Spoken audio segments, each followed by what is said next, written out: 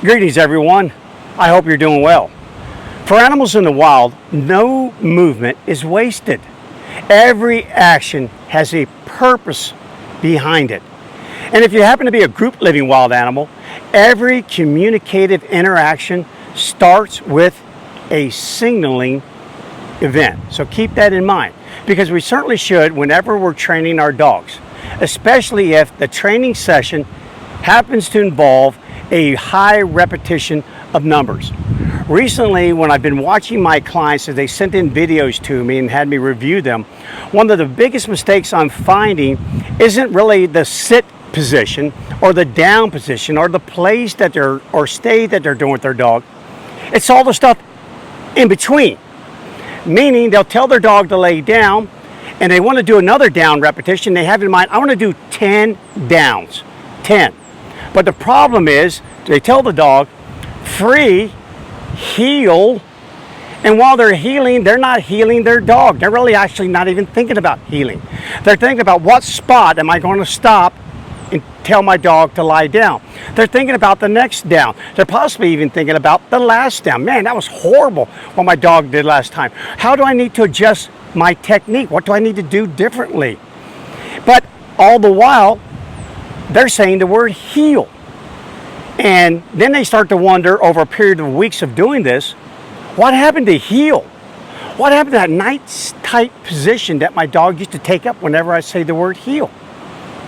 Same thing. Why is it that every time I stand up after reaching down and petting my dog in a down, it gets up? Why? And also when I go back to my dog while it's doing the place command, as soon as I get near it, it just gets right off. It doesn't wait for me to tell it to get off. And again, it's that little thing in the middle. It's that thing between place and free. The thing in the middle. It's that thing in the middle that's the problem. Not the place and not the free. It's what happened in the middle. So let me see if I can demonstrate that to you, because it's an easy fix as long as you think about it. But you do have to think about it. So let me do this with Captain. Captain, come here, buddy. All right, man, good way to go. Okay, for instance, free. Okay, that's just a free. And free means exactly that. I don't know about you, but free for me and Captain means this. You can kind of do what you want within limits. You're not allowed to pull me. You're not allowed to go changing a whole bunch of sides. In other words, being disrupted and causing me a problem when I happen to be connected with you on the leash. So make sure all your commands are very clear in what you allow with each and every command that you give your dog. But going back to my demonstration here. Now, okay, so I tell Captain to lay down. All right, maybe I want to reach down and pet him. Maybe I want to reach down and give him a treat. All of that is fine, and he will hold that down until the next signaling event, as long as that event is clear. Meaning, I stand here, I'm ready, heel, and we're off, and we're going. Okay, so now, but here's the mistake so many people make. Down, good boy, they reach down, they pet their dog, they give the treat, whatever. But then they do this. For example, they come back in on a stay. They walk in, they go, good boy, you did good, free. Oh, slow the film down and watch that again. Let me just demonstrate that one more time. Come here, cow dog. Down, good boy. So suddenly they do this. Free. So I'm doing it in slow motion. And dogs are made up of the vision type sensory input, meaning that's what's more important to them than auditory, is vision. In fact, their eyes, the retina in their eyes, are made of two major receptors. One of those, 97% being rods, only 3% being cones. And rods are designed to see movement in low light, especially fast movement. So suddenly my dog keys off of not the word free, but my body transitioning from a down or bend over to a stand. No different than the dog. Sit. Now all of a sudden you start to go, they want to go with you. They want to go with you. You start to go, because here's what happens. You say, heel. Ah, you took a full stride. You leaned forward. You started moving before you said heel. This is a say, then do. Make sure that you look very clear in everything that you do so the dog gets it. Free. So again, I bring Captain over here. Sit. If you want to say heel after this, do your petting, do your treat, do whatever you need to do. But then take up the same position every time. If the leash starts off in your left hand, it's in your left hand. If it starts off in your right hand, it's in your right hand. If it's in both hands, it's in both hands. Now again, advanced dogs who've been doing this for many years, can take multiple signals, call it a signal suite, and create one event out of that. But in the beginning, when you're first training, keep it simple, stupid. This is like alphabet blocks. The A block, learn it. The B block, learn it. C block, learn all these blocks. And then eventually I can start putting these blocks together to create words. So again, take up your proper heel position. Whatever that is, it is always that thing. Then say, then do. Heel, and then take off. I happen to always take off with my left leg first. And again, that goes back to my competitive days. Back when 1 or 2 points could be the difference between you standing on a podium at the end of the event and nothing. When the dog, knowing that the dog uses eyes, it sees my left leg move first versus if I step off of my right leg, then I've taken a whole stride before the dog ever sees that I've started to move. Free. Okay, so the same thing happens again. Down. If I want Captain to down, then make sure if I'm going to free him, I'm standing fully upright. Make sure if I'm going to tell him to heel, I take up my heel position. Again, for me, it's usually my leash in my left hand, my right hand is free, and I'm ready to go. Heel, and we go every single time. And then, if I'm doing high repetition work, then that heel between the next down has to be the exact same way every single time. Heel, so we're moving. Sit, good. Now I want to do another sit. Take up my proper heel position first. Heel, we look proper. We do proper heel.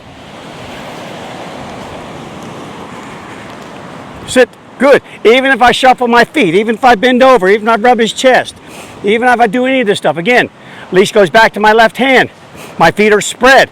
It's just usually how I stand. Heel, say, then do, and we start to go. Okay, with the place command, let me move this a little bit so you guys can see it. Good, that looks good. Tail dog, free, and place. So now he's up on this bench. Okay, typical place, stay, walk away, do your thing. You work on 3 Ds, distance, how far can I go from him? Duration, how long will he do that for? And distractions, under what conditions will he do the behavior? But again, that's all fine.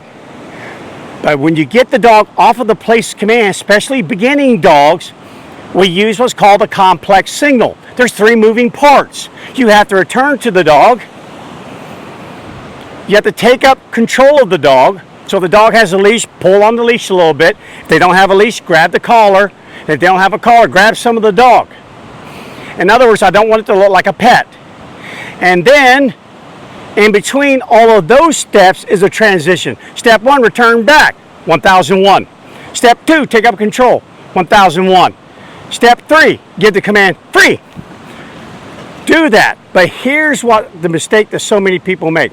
Cattle dog, please, stay, go away. They work on the 3 Ds. Good for you. Awesome, looking great, looking great. But then they get in a hurry, and this is what they do. Free. Oh, okay, so what happened? Yeah, I guess there was step 1, and it kind of looked like you took control, and you did say free, but there was no transition in between any of them. Suddenly, 3 separate behaviors that used to have a space in them became one thick signaling event. Convoluted.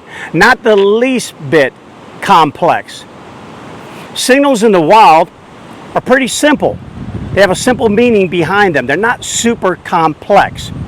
They only get into complex with a lot of displaying multiple signals. Show my teeth, bristling up, tail straight up.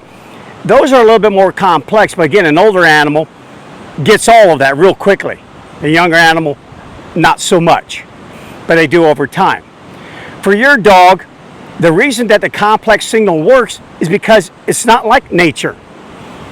Therefore, animals are trained inherently from a biological survival standpoint to notice those things that stand out. Again, the poisonous frog is brightly colored. Why? Hey, bird, I don't need you to find out I'm poisonous after I'm in your stomach. Porcupines, whoa, look at my quills, baby. Oh, yeah, I'm not touching that. Oh, heck no. I'm not even going there. Make sure that the transition between commands always starts with a very clear and concise signaling event. Don't get sloppy. And when you say heel to go on to your next repetition,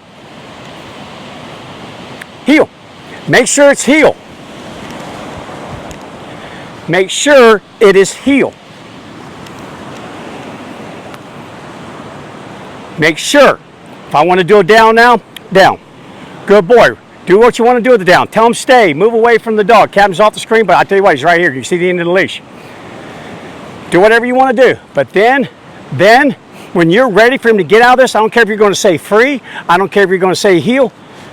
Look like it. Always look like it first before you sound like it. Look like it. Do not free on your way up. Do not say heel on your way up. You're already here. Cow dog. Free. Attaboy, buddy. All right, go run around and play. Do whatever you want to do, man. Okay, so guys, think about the transition. Just think about it. Sit is sit, down is down, stay is stay, place is place. Even come is come. If I call him to me, cow dog, come. Well, he wants to come here on the bench, so that works for me. Right here. If I want my dog to come to me, now think about, okay, I worked on come. What's the next thing? Well, seeing how I put him on this bench a while ago and told him place, I'm going to act like it's place. I'm going to move back, take control, free, and free him off. And I know that takes a little bit of effort, takes a little bit of thought, but I'm telling you, if you do that, you will not have this sloppy stuff. Think about it. You want to cross a road. You got your dog in a sit. Here you go, cow dog. Let's move this thing out of the way. Leash up, buddy. Good job. Sit. Okay, so you can see his head right there. If I want to cross a road, I do not want my dog leaving right now because I have to look around this bush, or around that tree, or around that person standing right there. So imagine that. You look out here to see what's around the corner, and there goes your dog. And why would it do that? Because you were slopping your transition. You were doing stuff like, let's go. Yeah, I get it. Sometimes you need to run and start to get across the street. But think about it. Every time you do that, you destroyed the behavior in between the other behaviors, and also your heel will erode. Okay, guys, so that's it for today. Think about transitions. That little thing in between all the other things. That heel that you're doing in between all those, that 20 sit repetitions. Think about that heel right there with those two thumbs. That's heel. Think about it. Think about how you tell your dog to heel, how you tell your dog to free. Think about it. Look like it always, then sound like it. So look like it first, then sound like it. Then sound like it before you end up doing it, before the action takes place. So over a period of time, your dog will pull in together what's called a signal suite. How do you look before you start to walk? And what do you say? And what does you really look like when we're about to walk versus you standing there talking to someone? So don't get sloppy on me. Even if you stop talking to someone, heel and go. Just like that every single time. And I promise you, you'll start seeing all your stuff start coming together over and over again. And yeah, your dog will get to a point where you don't have to do all of those steps all the time. This is for beginners, for those dogs who can't really read your mind, who really don't totally understand what you're saying. Okay, guys, the transition, make sure you do it. And again, by the way, if you need help with anything, any of your training, you don't have to meet with me out here in the wild, although I prefer that. But we can also meet virtually. I can do this over a screen like I'm doing it with you right now. And I just the other way around, I'd be able to see you and you'd be able to see me. There's a lot of ways I can help you train. So just look it up, go to our website, tamingthewild.com, go to virtual. Think about joining one of our virtual programs like the Inner Circle or the 14-Day Challenge. We have a ton of those out there. You want to learn more? Hey, I'm here. I'm here to help you. Okay, guys, enjoy the rest of your day. Have a great transition from this video to your next training session. All right, check you on the other side. If you enjoy my videos, make sure you hit that like button, subscribe, and share it with some friends.